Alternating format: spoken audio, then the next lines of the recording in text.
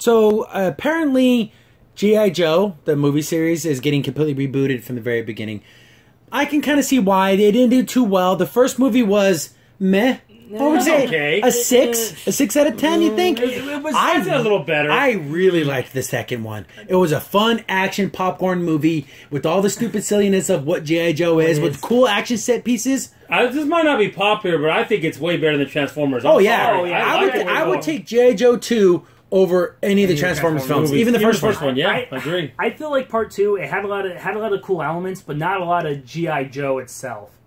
I know they focused a lot on the Ninja, Storm Shadow, and Snake Eyes because they're like the coolest characters ever. Yeah. But I just love that dynamic that even as a kid when I was growing up watching G.I. Joe, I'm like, why is the black ninja a good guy and the white ninja... I know, I was about to mention that. But it goes to show you that what you are on the outside does not define you. No, exactly. Yes. I love that. And that's also, a cool thing as a kid learning that. If I'm not mistaken, didn't the Wu-Tang Clan play the Ninja Master? Yeah, it was so silly. It was really silly, but that's cool. You can't dismiss the clan. Yeah, it was like because the Wu-Tang Clan. It was really funny because he looked like an old like master guy, but of course you could tell it was him. That makes it cool though. Yeah, there is it. And the only thing I like about again, without sounding like a complete pervert, the lady who played the Baroness, I thought was an amazing.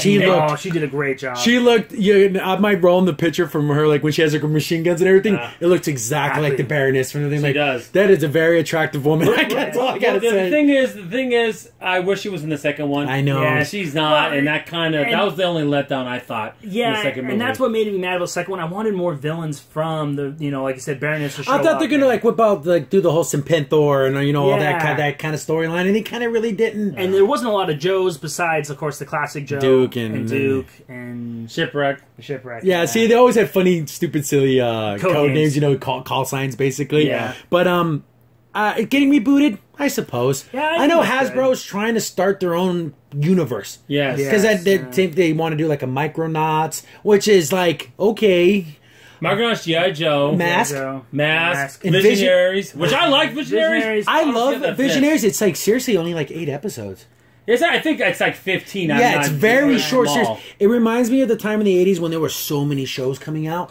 Only a few of them stuck around, but some of the greats, I still think Visionaries is great. Inhumanoids was great, but that's another show. And I can explain Visionaries to you. It takes place in the far future, and it's kind of like technology. Almost like magic comes back again. And Merlin comes back for some reason, and he gives magic to these people, and he gives magic to the good guys and the bad guys, and they fight each other with these holographic images they can push out. But once they use it, they have to go back to him. You have to go back to Merlin and do like a quest to get their magic back. Yeah. I'll try to find the opener. The opener's so amazing. Mm-hmm. You watch this opener, you're like, I gotta buy those toys and I gotta watch this show. Visionaries. It was cool. And like Crimson was saying, the humanoids. I remember having toys of that, but I remember watching the clips. That show is really graphic. Yeah. I mean, you got a guy melting his skull, and it's like all like, oh. But just like that, but you had shows like G.I. Joe that just took the forefront and just took it over. Yes. So those are the important series, and that's the thing. Transformers, G.I. Joe. I want to say I had a toy of the dinosaur guy that was like when he bites you, it like deteriorate your arm or something. He was like a guy decomposed or something. And I'm sure Kids has heard this from me plenty of times. Even though I thought the series was okay, the Mask opening is so awesome. It's definitely for me top 5 best cartoon openings in the 80s. And, it's really good. Speaking of Hasbro, I think they even try to do a Magic the Gathering movie or something like that. Because Hasbro owns the D&D license and the Wizards of the Coast, so you have all that mixed together. Yeah. I like the idea that they're trying to bring these things, but like, we have to make a connected universe. No one has done it right but Marvel. DC is doing it okay. It's like when you go to a car show and you see like the platinum one and the guy who just like brought in his... It's okay, it passes, but it's just like, okay, we know how it's really done. But they already have a bunch of Lamborghinis already. Yeah. So they get a bunch of Lamborghinis, but they're crashing them into the show. Okay, you're forcing it. You're not... And that's why it's working at all. I got a feeling Hasbro... If DC can't get it right, Hasbro, what chance does Hasbro have to get it right? And also their franchises are really kind of... so far apart from each other. I mean, you could probably mix Mask and G.I. Joe because they're both kind of military-centric shows. Exactly. Yeah. But how are you going to throw Visionaries into that? Visionaries got to be by itself. Unless they completely change the concept of Visionaries, where it doesn't even remotely look like the original Visionaries, which no one remembers anyway. So exactly, and right? You would think with Hasbro, they probably want to throw in, My Little Ponies. Because they got their own little thing going on, and they're releasing a movie later this year. So, and how are you going to mix that? Maybe we'll have My Little Pony with Strawberry Shortcake and Pound Puppies. Yeah, because they own all those and properties. The Visionaries somehow, and then they'll show up. Twilight Sparkle, we need you. Yeah, exactly. Because let's go and get the Pie Man's pies.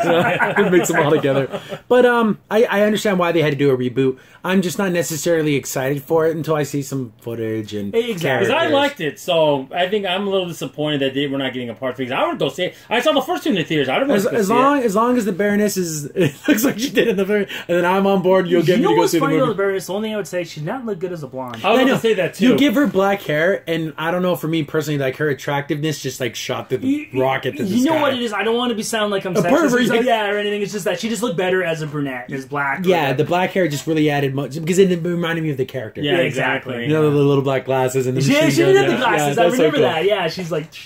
And it was really funny because in the show she actually was a Baroness, because in the movie she like married a guy that was royalty, so that's how she became an actual Baroness. But anyways, go on. Yeah. But I guess it's happening. I'll give it a chance. But if trailers and stuff look like crap, I'm not gonna. I'm very on the line with this. Yeah, exactly. Hi guys, Crimson Sin here. You just watched a clip from our weekly podcast show. Be sure to check out the full podcast available here on this channel. Also, if you like the content and you want to see more of it, be sure to hit the like button and also go ahead and subscribe. Thanks for watching. Stay tuned for more.